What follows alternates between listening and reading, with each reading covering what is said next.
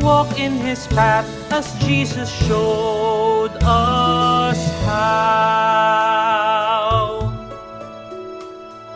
Magandang araw po sa ating lahat. Pagpalain tayo ng Diyos sa ating pong patuloy na pagninilay ukol sa buhay Kristiyano.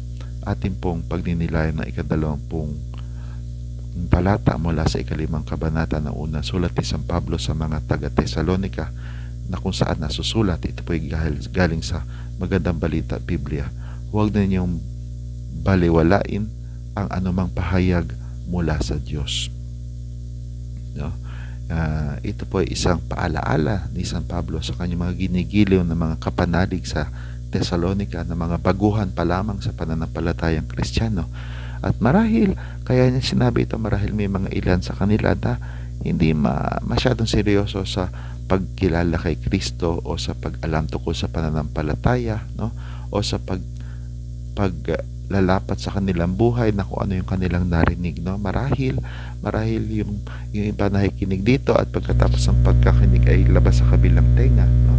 O di kaya hindi man lamang pinaakit sa loob, no? Sa isip, sa diwa, hindi man lang pinababa sa damdamin, sa puso, at hindi pinatuloy sa kamay, no? Sa paggawa, no?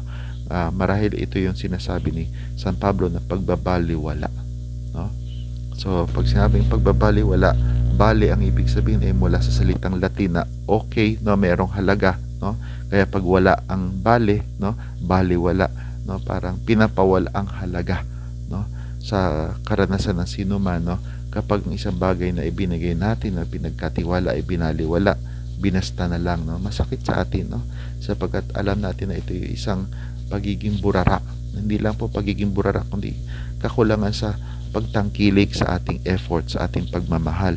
Kaya natin ibinigay ng isang bagay o pinahiram ng isang bagay, ipinagamit ng isang bagay. Kung kaya ang lahat ng mga sinasabi ng Diyos ay para sa ating kabutihan, sana huwag nating baliwalain ang kanyang mga sinasabi.